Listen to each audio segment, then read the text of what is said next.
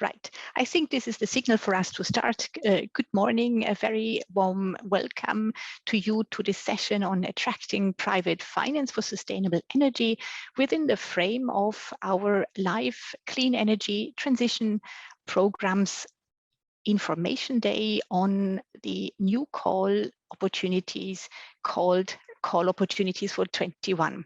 I'm sorry, my technology is somehow failing slightly. So I hope that there's slight support, but I will just continue speaking.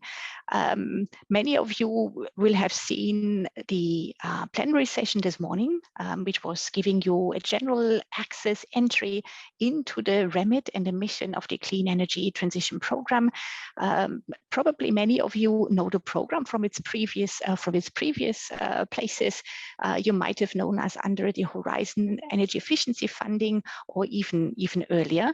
And basically, we are in the line of our continued support to essential key energy policy objectives, and really underpinning with this program all of the changes and market breakthroughs that we are needing in order to accelerate the energy transition, acceleration which not only is going to look for the energy and climate commitments of the European Union, but as I'm sure that in our policy introduction that will be reflected upon, obviously also sadly reflecting the current energy security concerns, which I'm sure many of you share. Let me introduce myself. My name is Annette Jahn. I'm the head of sector within the Clean Energy Transition team in CINEA, and I will have the honor of chairing this session. As said, the session will focus on attracting private finance, and we will illustrate with our panel of how European funding can support you. The funding is in your support, in your work, in one of the most challenging steps towards our energy and climate commitments, and how to scale up investment, notably private finance, into sustainable energy. Now, let me first explain the menu that we have prepared for you today. So first of all, we will have an introduction on the latest of the European policy context. We'll then move on with 3 funding topics, which are very relevant in this context. The first topic will illustrate the opportunities to mainstream sustainable energy investment in the financial sector. The second topic will illustrate which support can be provided in case you're intending to engage into making innovative financing schemes operate in the market.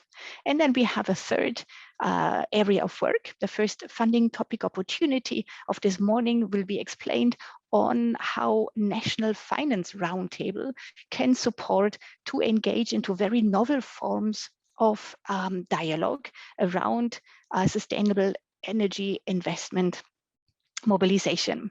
Now, let me introduce the panel, which will be with you this morning. So first of all, let's welcome our guest from DG Energy, Adrian Michel, from the finance team in DG Energy, working in the energy efficiency unit.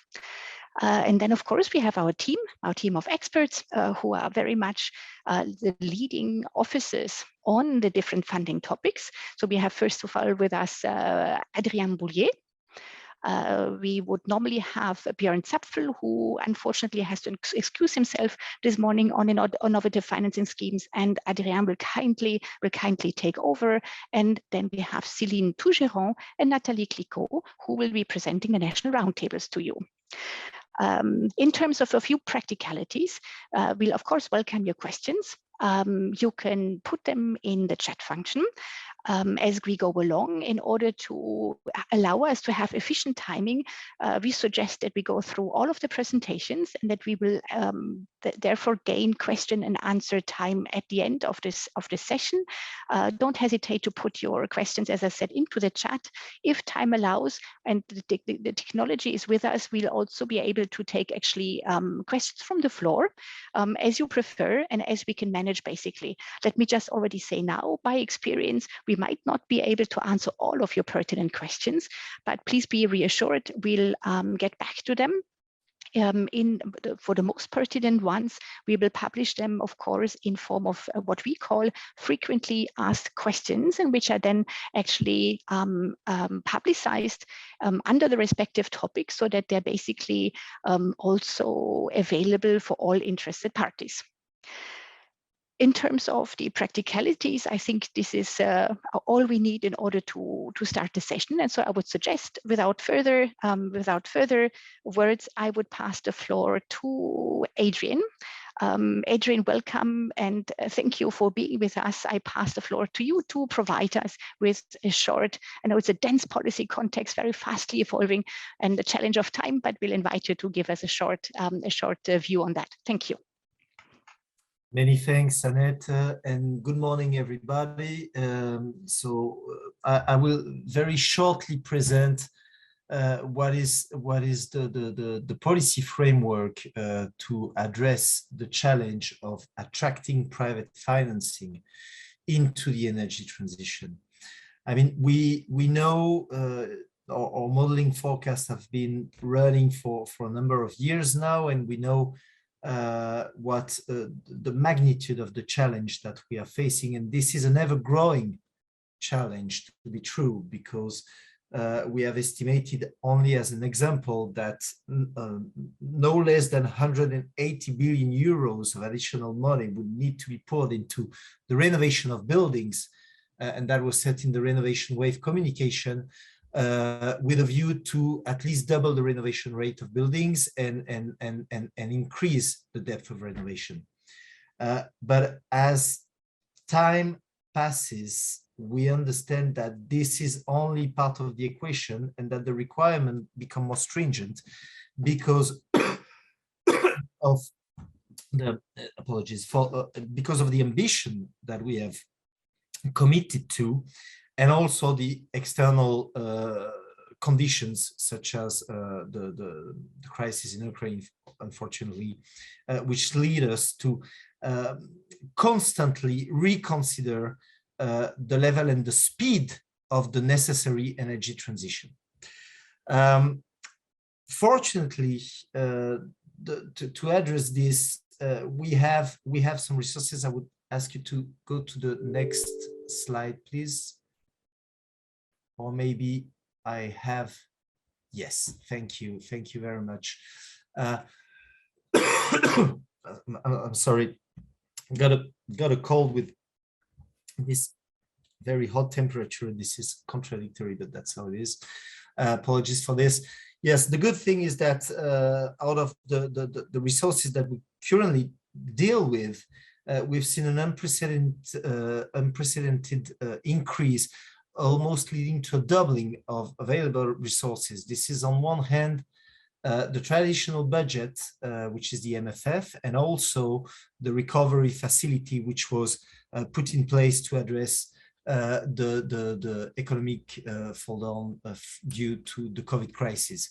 And the good news is that in all of these existing or new instruments, you have a kind of climate tagging, which obliges the Commission to dedicate at least 30% on average to climate action. And this is a ratio that tends to increase according to the specific instrument. For the recovery facility, this percentage rises to 37%. So all in all, it's no less than 550 billion euros that may be committed to climate action in the very near future. So that's a lot of money. Of course, there's a very broad spectrum of different instruments, but let me name a few at least. One is, next slide, please, the InvestEU guarantee. And I think this is the most, one of the most relevant instruments to you, because it's basically the successor of the FC, the Young Funds, which puts on the table a guarantee from the Commission, 26 billion euros over the period, which would be used as a guarantee by the implementing partners, that is the EIB, but also other implementing partners such as the national promotional banks, with a view to leverage up to, well, at least 350 375 billion euros over the period. So it's a massive leverage of private financing that will be done through different existing financial instruments, which will vary according to the needs of the specific sector targeted and will be designed by the relevant implementing partners. And it will be done in conjunction with a set of services that will be offered by the InvestEU as such. So you will have an advisory hub, which is basically a platform which would help the promoters to find the relevant project development services tailored to the needs. You have a long list of advisory suppliers which were accredited by the Commission and can offer you this kind of services. And the other element is the InvestEU portal, which is also quite new and quite interesting in the sense that as a promoter, you can register to the portal, and by registering yourself and submitting your project, you may have access to potential and attract potential investors from all over Europe. So that's a very powerful tool for leverage. Next slide, please. But as I said in the introductory word, this is an ever-changing framework, and we have seen since the beginning of the year that our energy supply is now being challenged by the horrific crisis in Ukraine, and this is obliging us to rethink and further accelerate the energy transition. So on top of what was already announced a few months/years ago about the budget, you may have seen that 2 days ago we released the new Repower EU communication, which sets our ambition even higher and with a view to phase out our dependence to Russia's fossil fuels, and this by 2027. And this will be done by a number of initiatives. Basically, it's what we already know how to do, but we need to accelerate, and we need to accelerate on the switch to renewables, on the diversification of supply, and also on our energy savings policy. So there will be some additional funding which will be made available. We anticipate between 200 and 300 billion euros of additional money that can be made available or redirected to the Repower priorities, which are fully on energy, of course. I have presented you a few telling examples, one of them being the rollout of heat pumps in order to save 37 billion cubic meters of natural gas per year by the end of the investment period. And this would require 57 billion euros worth of investment. This is an example, but it's not only about the money. And here, let me just present you, for those who don't know, what we are doing on advisory and consultation with the financial world, which is on the first line when it comes to co-financing and leveraging private money, because as much money as we public administration can offer, it will never be enough to match the needs of the market. So within the Commission, we have announced that we would launch a high-level European Energy Efficiency Financing Coalition. And this doesn't come from nowhere, because there is an existing Energy Efficiency Financial Institutions Group, which is called EFIG, which has delivered a lot of work and has an available website on Europa website. So there's a dedicated page where you can find all the relevant reports and recommendations that were produced by this group. We intend to take it to a higher level even, and try to engage with financial institutions. Next slide, please. In order to get achievable, more ambitious commitments over the period in terms of investments and financial products to be offered in the market. Just for your information, on the webpage of IFIG, you can see what has been done, the results of the different working groups. I will not present them. I invite you really to go to the webpage and have a look if you're interested. And with this, I will leave the floor back to Annette. Thanks a lot. Thank you very much. Thank you very much, Adrian, for this policy context introduction, which, as you were saying, apart from the pressing, urgent commitments that we're taking by the European Union, as we said, there is a very pressing context in which we are, of course, all in.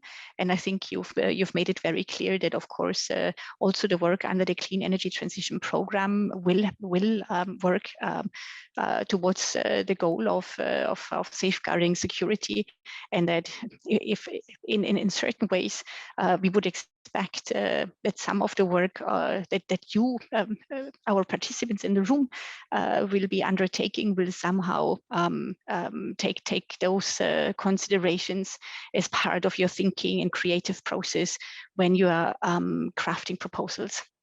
Now let's move to the first funding topic. I would invite Adrien to present to us the opportunities which are given under the header Mainstreaming Sustainable Energy Investment in the Financial Sector. Adrien, the floor is yours. Thank you. Yes, hello everybody. Let me quickly try to minimize this.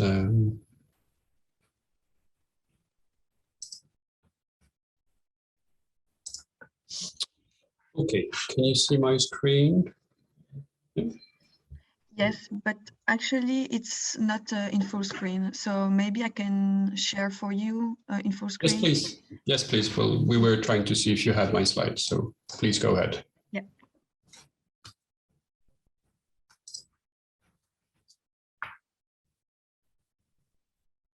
Okay. So hello everybody from my side. I'll quickly present the first topic for this session, which is the mainstreaming topic. So aiming to mainstream sustainable energy investments in the financial sector. If we can move to the first slide. So what are we aiming at with this topic? I think if we want to summarize, we're trying to make investments in energy efficiency and small-scale renewables more attractive to private investors. The obstacles we see in many cases is that for the finance sector, energy efficiency in particular, but also small-scale renewables. So when we're talking about not solar wind farms, but rather integrated renewables here, it's perceived as complex, it's perceived as non-standardized, it's perceived as highly risky because you never know what's going to come out, how much heat your solar panels are going to produce, how much energy are you actually going to save, is it going to be able to pay back the investments. There's a lot of uncertainty for the financial sector, which is reducing their appetite for investments in energy efficiency and in small-scale renewables. So when we talk about sustainable energy investments here, it's really looking at that type of investments. And so what we see is that there's a need to develop concrete tools and methodology and basically change the ways that investors, that bankers, that advisors are looking at these investments so that they become basically just as attractive as a car loan is right now for the financial industry.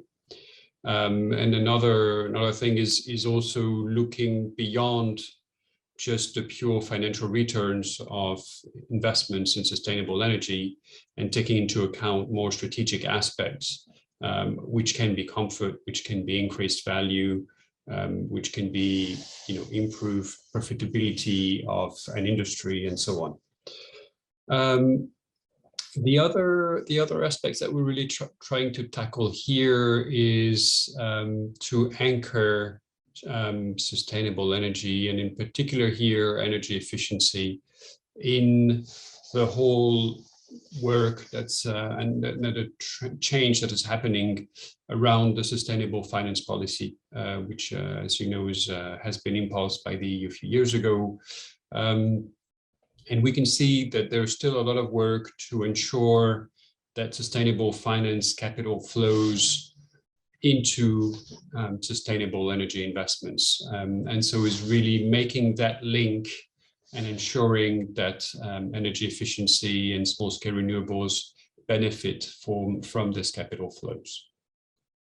And clearly, this topic is trying to address the upper layers of the investment value chain. So we're really looking at the financial industry, the capital markets, retail banks, investment bankers. So it's looking at all this and trying to connect basically retail investments to the capital market, and the securitization is one of the key challenges that we want to address here.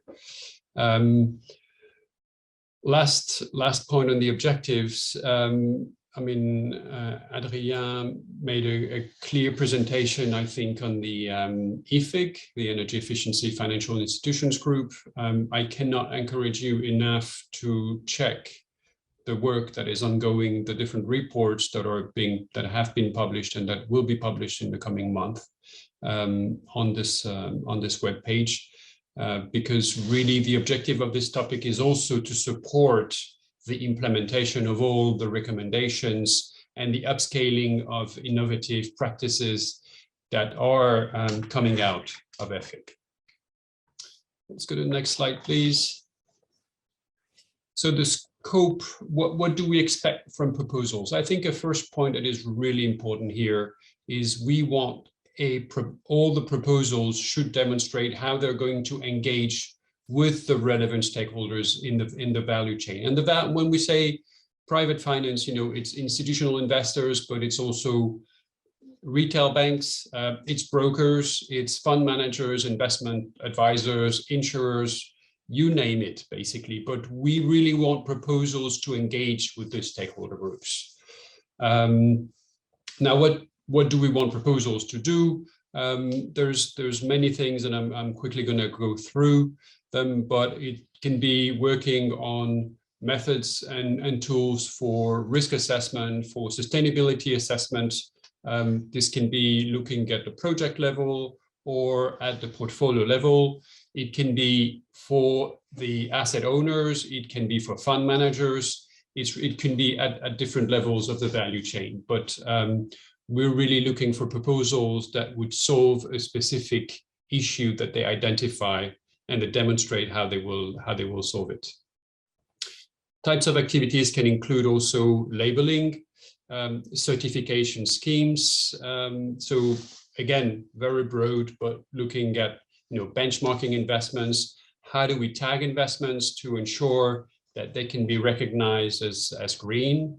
How do we monitor the investment performance? A lot of work is ongoing and should continue to be developed around the disclosure of ESG data and how to make the link between ESG and energy efficiency and small-scale renewables, which is not an obvious one, because we're in many cases looking at, from project level to company level is a very different thing. Access to energy data for financial institutions is also a big strand of work where we see a lot of needs, how to better integrate the information from energy performance certificates, energy audits, from smart meters, and also how to monitor the financial performance of investments in energy efficiency. And here, a clear link to the work and really building and enhancing the work of the DEEP platform developed by EFIG. Next slide, please. In terms of activities, developing new products or evolving them or improving the distribution. Financial products could include insurance also, could include, of course, securitization.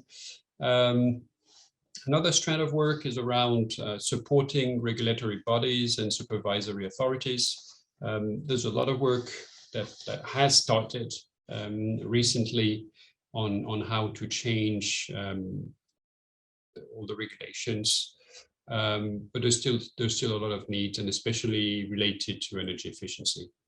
Then generally supporting basically private investors and companies to implement the sustainable finance regulations. And that could include also working better with project developers so that they meet the expectations of investors. And then one last point is really capacity building. We see that there are a lot of things happening. There's a lot of innovation. There are a lot of new ideas, but rolling them out to the whole value chain is something that is missing. So we would be also interested to have good proposals that propose to address a specific sector or a specific topic across several sectors, but really that would allow to roll out also existing good practices. Next slide, please. Now, in terms of the expected impact, what we want to make sure is that, I mean, your proposal should basically demonstrate how what you propose will help achieve the objectives of this topic. And so please pay attention when you're writing a proposal to, you know, how will my outputs improve the capacity and the appetite of financial institutions to invest in sustainable energy investments? How will that result in the adoption of new approaches, not just creating a new tool, because we have a lot of them, but how will they be adopted by market players? How will my proposal lead to a better access to data for financial institutions? How will it lead concretely to evolutions? How will it facilitate the identification of the sustainable finance taxonomy criteria, for example, when investors are looking into a portfolio of financial assets? So this is really what you should demonstrate in terms of the impact. And then next slide, we propose a series of quantified indicators. So pay attention to them where they are relevant, obviously, to your proposal. They should in principle, but we don't expect all proposals to, for example, support regulatory bodies and supervisory authorities. If you don't have to pretend that you're doing that, but do develop project-specific indicators. This is what makes most sense. Then let's move to the next slide, please. What is, and I think this is really important, what makes a good proposal here? Pay attention that you have a clear concept. What we mean by the concept is what your proposal will develop, what you're proposing to do that will change the way market is behaving. It has to be clear, it has to be concrete, please no fuzzy concepts, and it has to be sufficiently developed so that, you know, we have external experts who look at your proposal, and if they don't understand what you want to do, that's not sufficient, basically. So we have a lot of proposals who understand the market, but what they propose is just too unclear, and that's not sufficient. Spend some time identifying which markets you are trying to address, what are the needs and the barriers, and how you address them. This is what is really going to make your proposal relevant. And spend some time also identifying the market actors. and ensuring that you have support from them. So letters of support are important from the right people. You don't need to have 150 of them, but make sure that you have the right people. And also how you involve them throughout the proposal, throughout the project, because working with the financial sector is not easy. So it really takes a lot of effort to make sure that you have them on board.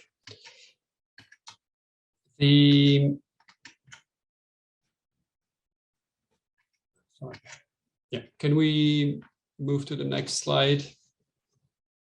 I'm going to skip here if we can, because I think we are running out of time.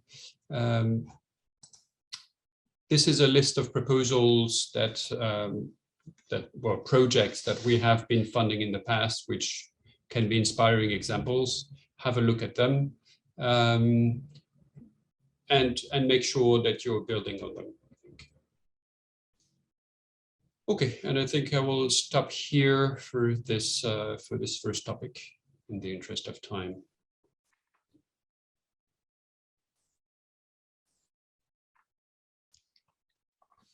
Thank you very much, Adrien, for making such a clear presentation on the topic on mainstreaming sustainable energy investment in the financial sector. And with this, we would immediately move to the second topic, which is dedicated to funding opportunities for launching innovative financing schemes and making those operational. And I have the pleasure of passing the floor back to you, Adrien. The floor is yours. Thank you very much.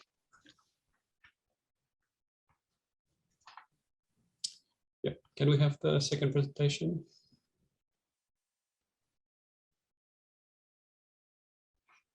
Thank you. Okay, so the second topic, innovative financing schemes. Can we move to the next slide, please? So I will go very quickly on this. Can you click? Click again. So the objective here is that we have an investment gap. Adrien explained that pretty well.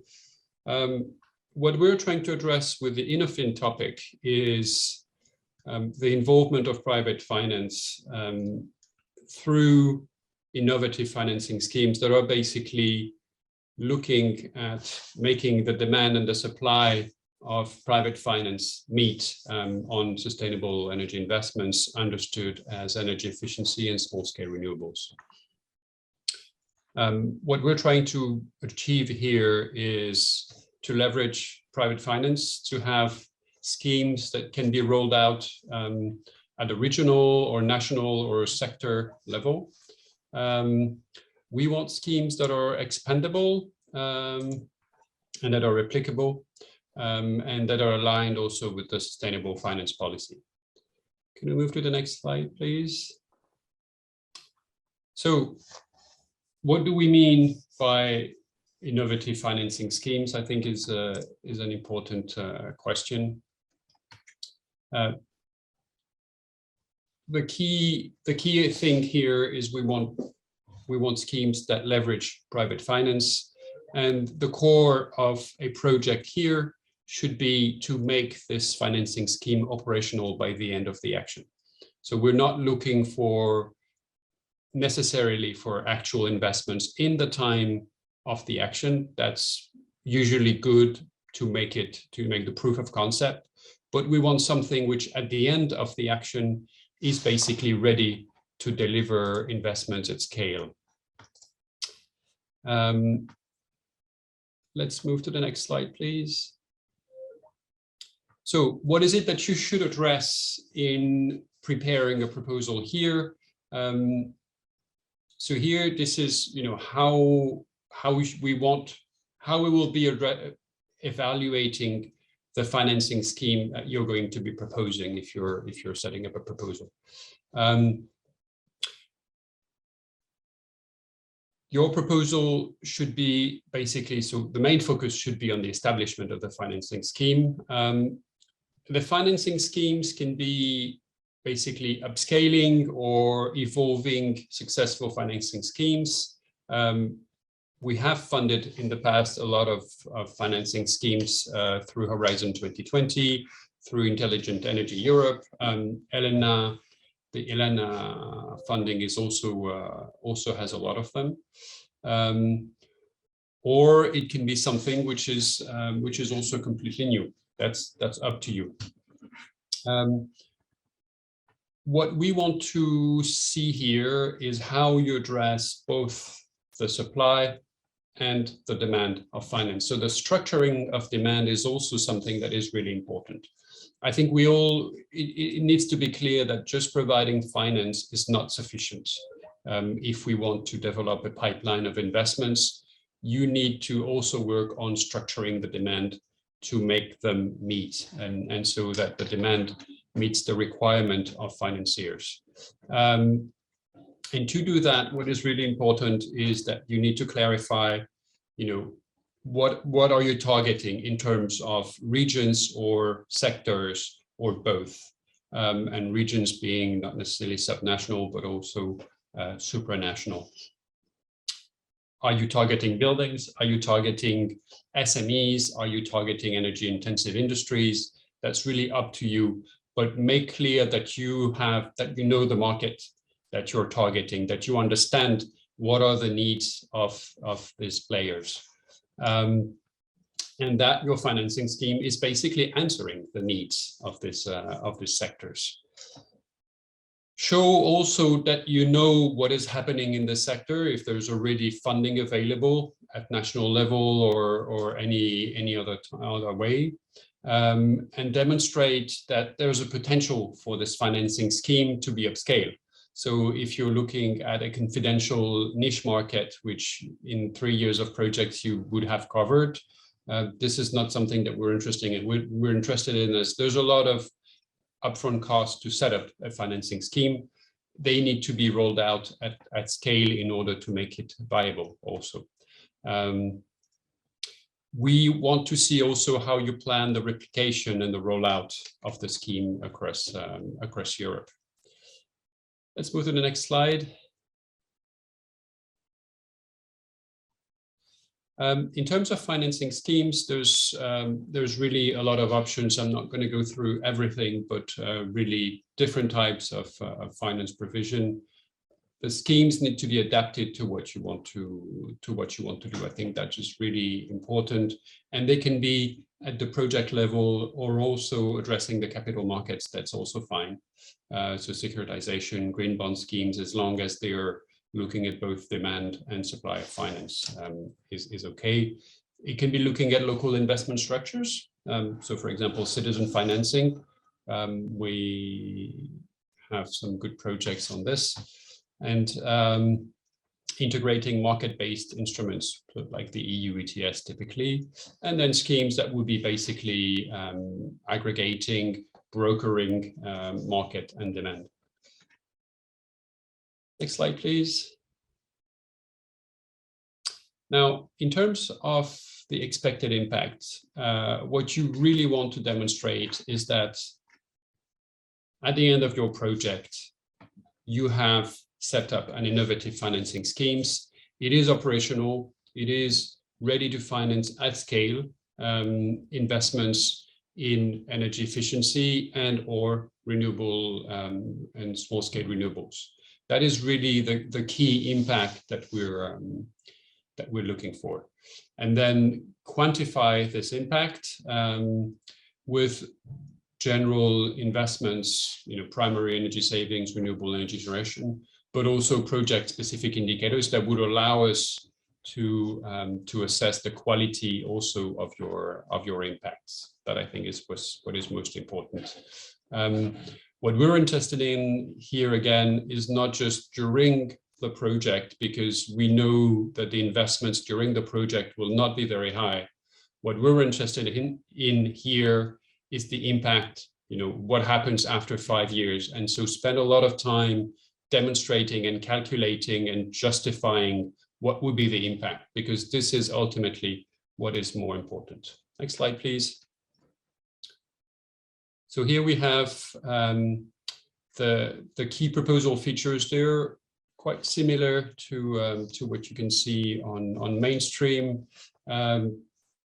We want a concept that is clear, that is concrete, and that is mature. The concept is what your financing scheme is exactly and how it will be implemented. So, who will be looking at projects, who will be developing a project pipeline, how will the money come in, what will be the requirements to financiers and to projects and so on. So it's really the architecture of your financing scheme here. Make sure that you identify the market needs and that it is clear how you answer that. So analyze your market, size of the market, who are the key players, what are their needs, and so on. This is really what makes a good proposal. And clarify also, we're looking for proposals for financing schemes that would be viable by themselves at the end. So it has to be clear also that there is a business case. We're not looking for, you don't have the space and the time to make a detailed business plan, but it has to be clear that this is viable economically. And also ensure, how you will gain market acceptance throughout the project time. This is really important because, bad projects usually set up something, but it's not used. And this is not what we're interested in here. Next slide, please. So here, I'm going to go very quickly, but you have a few relevant examples. In the interest of time, I'll skip these slides, but if you go to the next slide, so trustee EFIX. Next slide is looking at some projects on energy savings insurance, energy efficient equipment as a service. So these are all different types of innovative financing schemes which have been developed. So this is to give you an inspiration of what is it that you could develop in terms of projects. And I think I will stop here and pass the floor back to you, Annette. Thank you very much, Adrien. Very clear and perfect timing. Thank you for this, which leaves full space now for the next presentation on our third funding topic that we would like to share with you this morning, which relates to a very surrounding, if you want, initiative that the program is offering in order to engage into novel ways of dialogue around sustainable energy investment. And here I'm very happy to invite two of my colleagues, Céline Tougeron and Nathalie Clicquot, to present this fairly unique instrument to you. Thank you. The floor is yours. Thank you. Thank you. So this is to present you the topic called National Finance Roundtables for Sustainable Energy Investments. The nickname is FinRound. Next slide, please. So as presented in the previous presentation, basically one of the key challenge to achieve different climate and energy targets that have been presented and to bridge the gap in terms of investments is how to mobilize and improve the access to private finance. And in particular, we aim to address the lack of common understanding of the topic between the different key stakeholders, be it the government, being the public sector, the private sector, and in particular, the financial sector. And the aim of the topic is really to build this capacity of the different parties in order to improve and to develop large-scale investments program in order to mobilize private finance for investments in the energy efficiency and integrated renewable. And to do that, we invite the proponents to set up permanent national roundtable focusing on those aspects. And next slide, please. What are national roundtables? So we define them as a multilateral discussion forum that would gather these different categories of stakeholders. We list, but we not limit to governments, local and regional authority, financial sector, representative of the full stakeholder chain, be it ESCOs, homeowner, industry sector, construction sector, SME sector, consumers, and citizens association. We invite the roundtable to focus on energy renovation of existing public or private buildings, but also district heating, investments in SMEs, and in the tertiary sector. What do we mean by permanence? I mean, permanence, you need to show basically that the initiative is credible and likely to continue beyond the project, and that you mobilize the right actors that also have a self-interest in the process. And so that the working group that you will set up creates really a momentum at your national and or regional level. And by that, it's either, of course, by involving them directly or having the right letters of support or showing the right setup of those working group in the process. Again, financial sector is very important in the discussion. They have to be central in the discussion, and of course also you will have to show their level of engagement and their role. Again, how do they want to be involved in the process, be it partners or associated members. We invite also to build on the Smart Finance for Smart Building initiative. It's already some years ago, but it had developed really an approach based on 3 pillars. So more effective use of public funds, aggregation and project development assistance, and de-risking. And those pillars remain very valid today in terms of how to bring initiatives and how to design new programs, and therefore they remain quite central in the roundtable approach. We also invite you to build on the Sustainable Energy Investment Forums. We will come back a bit later in the presentation on that. It's an initiative launched by the European Commission since 2016, organizing conferences and national roundtable across the EU. So of course, it's already started processes in many countries, and therefore, in case you are targeting those countries, we invite you to check what has been done in terms of dialogue, but also in the approach that has been developed. The topic is called national roundtables, but we also see that depending on the topic you're addressing, or depending on the member states you're addressing, it might make sense to also address a regional level. And so we invite proposals, if it makes sense, you can also target regional levels in addition to the national level if it's relevant for your project. Next slide, please. To summarize, what are the national roundtables? Of course, we also need to see of what do we aim to get out of it.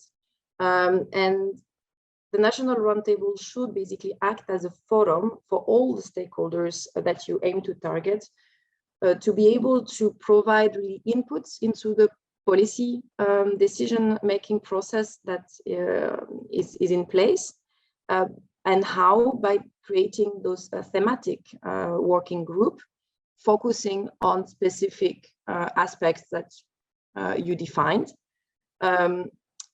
In terms of output, we aim, the roundtable should analyze the possibility to upscale existing best practices, either national, regional, European level, to develop strategies, roadmap, action plans, to propose improvement in the national policy frameworks, to develop templates, or to develop contracts. Basically, the overall role is to improve the better functioning of the markets you are targeting. When relevant, proposal can also include a component on a citizen engagement to reinforce the case for sustainable energy investments. Overall, if we want to give a bit of advice to you when you prepare a roundtable, we invite you to reflect on what will be the format of your roundtables. be able to define this concept and format in a few sentences. Reflect on how you create a safe discussion space for the different parties that will take place in the discussion, and what will be the tangible outputs that you will propose, but also how they will be used and really how they will lead to these better functioning markets, as mentioned before. Now I'm going to give you the floor to Nathalie for the next segment. Yes, so please move to the next slide. Hello, everyone. Yes, I want to remind you that for this topic, we have special eligibility requirements, which is that a proposal would be eligible originating from one partner from a single country, which is not the rule that you've heard this morning, if you listen to my colleague Sylvia. So this means concretely that for this topic, we can have multi-country proposals. We can have also single country proposals. But in any case, what we will ask any proposal is also to plan for a small share of activities to exchange with the different roundtables in the other countries. So this work would be coordinated by CINEA and the European Commission. In case there is already a dialogue initiative on sustainable energy financing in place in a targeted country, then it's possible to propose another, to make another proposal, but you will really need to justify how the activities complements the ones that is already in place, and that it brings added value compared to the initiatives already in place. Next slide, please. In terms of the impacts, I think Céline insisted a lot already on the term permanent. And I think here, specifically for this type of proposals, we would be really looking at specific impacts. So what would be the key result of this proposal? Well, this permanent national and, as Céline mentioned, maybe regional, if this is relevant. It's a multilateral discussion forum, so we will be looking at that as a main result. Also at how you would activate actively key stakeholders, in particular in the finance sectors. So when you're preparing your impacts, you need really to focus on these key aspects. And another key outcome that we would be expecting is actually improved national, or then regional, if this makes sense, policies, allowing, for instance, an increase in building energy renovation or any other improvements that could come out of the discussion, in particular through the involvement of private finance. So another critical aspect to cover. The impacts should be demonstrating during the project and within 5 years after the project lifetime. Next slides, please. We know it's difficult, but we would ask you to try to quantify your impact. So besides the more general impacts that are common for the program, the investment in sustainable energy renovation, primary energy savings triggered, and renewable energy generation triggered, these are common indicators. We would expect that proposals try to quantify, for instance, the number of national policy documents or regional policy documents that result from the roundtables or that are modified as a result of the roundtable activities, the number of key stakeholders involved, and what type of involvement or engagement, for instance, in particular addressing the finance sector. So looking really specifically at this sector would be important. A number of meetings, a number of thematic working groups, etc., that will be organized. So this will be the type of expected impacts and quantified impacts that we'll be expecting. Next slide, please. there are already a number of examples of such roundtables that were actually financed previously under the Horizon 2020 program. And you can see here on this slide a list of all the ongoing projects, and also in which country they are operating. So this also gives you an idea of what activities you need to, what project you need to look at if you're interested in following up in one of the countries listed here. So that would be interesting information to look into. Next slide. I think I will give the floor back to Céline on this one. Yeah, thank you. And so I mentioned at the very beginning the Sustainable Energy Investment Forum. So the idea was to give you a little bit more background as the proposal are invited to build on this initiative. So it's an initiative that has been launched already back in 2016 by DG Energy and CINEA. With the aim of improving capacity and cooperation between public and private stakeholders, and to develop large-scale investment program and financing scheme. Basically, series of public conference and national roundtables and webinars have been organized, I think at least more than 50 events and 15 webinars addressing almost all the EU countries. And one aspect I mentioned earlier on was to reflect on your roundtable how you create this safe space for discussion. And for information, the Sustainable Energy Investment Forum decided to organize all its events under the Chatham House rule. They have engaged with a wide range of representatives from the financial sector, the public authority, energy service suppliers, financial sector, and importantly, all the information are available online. So if you go on the website that is indicated on the slide, you will basically find agendas, background documents, proceedings that should really disclose a little bit the approach, especially with the background document, which not only share agendas, but also guiding questions in each of the parallel sessions, with very important time dedicated to discussion. So not only presentations, and really having a participatory approach, inviting stakeholders to actively contribute and reflect on the challenges addressed. In terms of content, I mean, they build, of course, on the 3 pillars I mentioned earlier on of the Smart Finance for Smart Building initiative. We address mainly in terms of market buildings, public and private, SMEs, but also how to improve the functioning, for instance, of the ESCO market, and showcasing pioneer initiatives that have been implemented either in the targeted country or in other country, if it makes sense in terms of replications and approach, and of course showcasing different projects. Could be mainstreaming innovative finance that we just heard about, but in other sessions today there are presentations about one-stop shop, about home renovation, about public project development assistance, ELENA initiative by EIB. I mean, basically all this type of pioneering approach are some of them selected and discussed to see possible replication.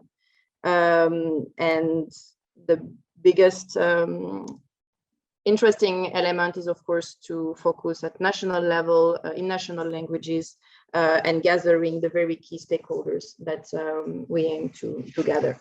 So again, inviting you also to look at all your the material online.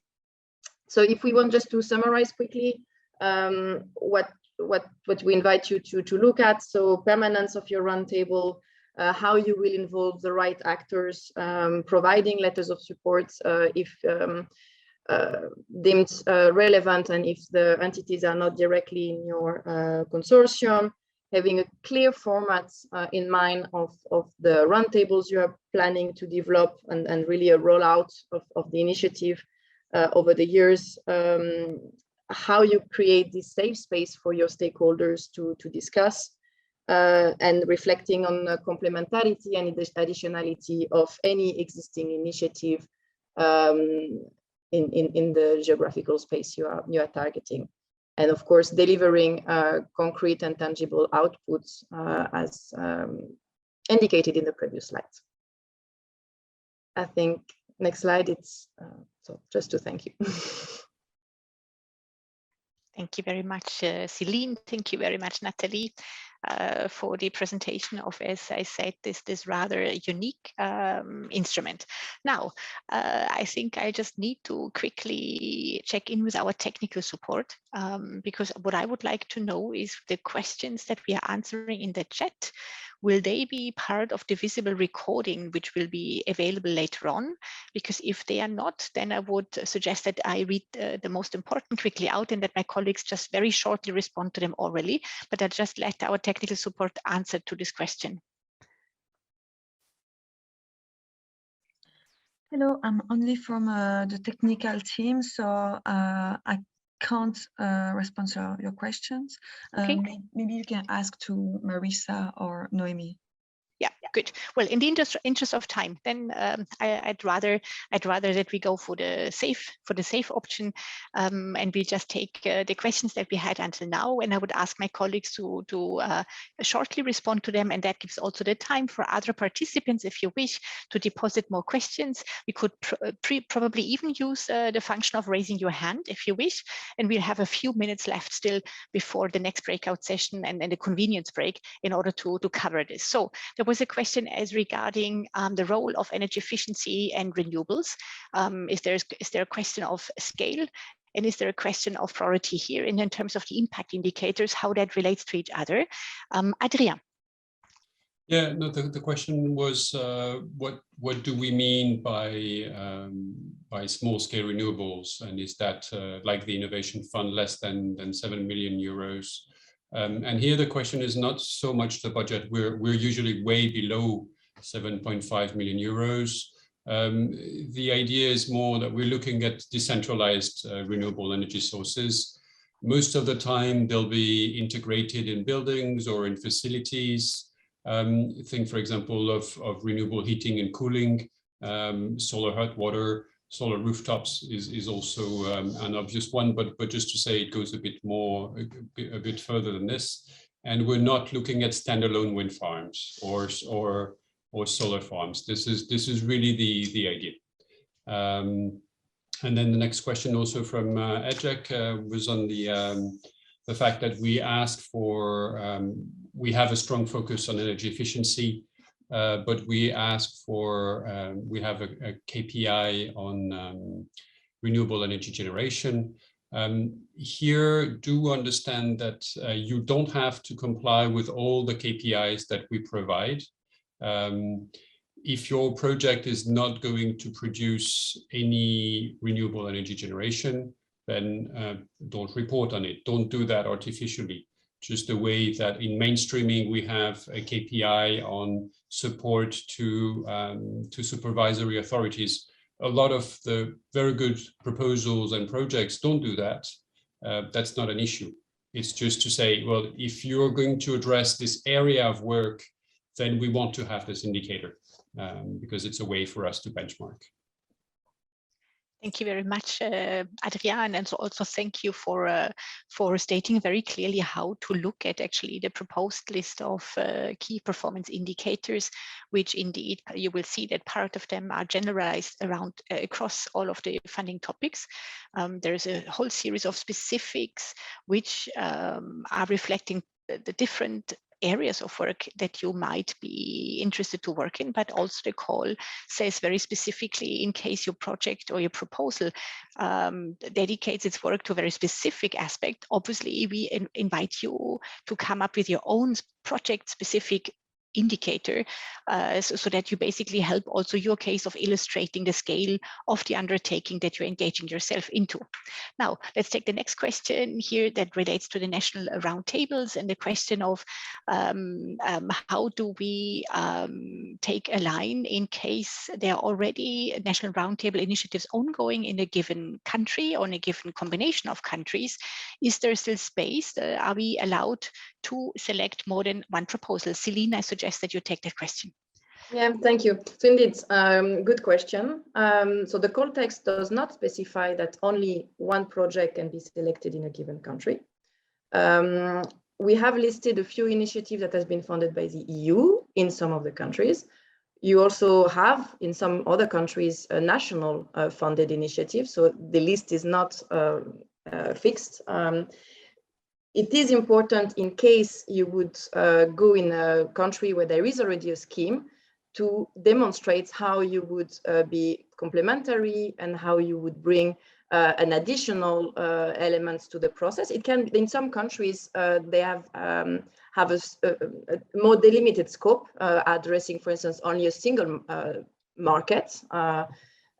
So it's up to you to know basically what is going on in the country and to show that what you bring is not doubling an initiative that is taking place, but that you're really going beyond and complementing it. So of course, the answer remains a little bit open because it really depends on what is already going on in the given country. But the list that is mentioned there is of course not exhaustive.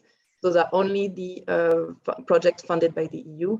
And we know that there are also national schemes already in place, or some other project having also in their activities the organization of some roundtables. So you have to basically know what is going on and to demonstrate that you are complementing and the process. Thank you, Celine. And in short, also because we are getting the technical signal that this session will be shortly ending, so that it allows participants, but also the technology to move over to the next breakout session. That responds also in part, Javier, your next question. There is no program prioritization of one country over another. You will see in the award criteria that doesn't exist. What exists, however, is the award criteria on relevance, and that relates exactly to what Celine was explaining. Any proposer which wish to place a complementary added initiative in a given country will have the opportunity of demonstrating of how that relates to each other, and whether there's value of engaging into a parallel process, and that is not excluded. So I think that hopefully answers the question, that there is no per se prioritization from our side, but basically the chances are all on your side to find your way. Very good. I think at this point, 10:55, we will have very well used the time in this session. There are also no immediate next questions as I see in the chat. Then I think very shortly, I would like to thank all of you for your attention, for participating, for your questions. Obviously, the process is only starting. The call has been launched 2 days ago. There is months of time of reflection and preparations, engagement with actors in case the options and opportunities of this call to support your important work are attractive to you. In the meantime, of course, our team remains available to you for answering questions. There is a continuous update of our topic frequently asked questions, but of course we do also have a functional mailbox, which basically has exactly my colleagues behind. If you address the mailbox, you'll have the answer from our very competent colleagues who are strategically leading on those themes. The mailbox is published on our website. I'll just give it orally, but I know that orally is always a bit difficult. It is called CINEA live set at eceuropa.eu. It will be published in many places, but please don't hesitate to use this functional mailbox, which really leads directly to our team, and which probably will help you in clarifying questions on the substance of our call topics. With this, I'd like to thank you I'd like to thank our speakers, our panelists for engaging today. I'll quickly put the address into the chat in a second. And with this, I shall wish you a very good continuation in our information day today. There's still 2 rounds of breakout sessions to come, and I really hope that you will find all the information that you're looking for, and will remain, of course, available. Thank you very much. And again, thank you to our speakers. Bye-bye for now. Thanks a lot. Bye.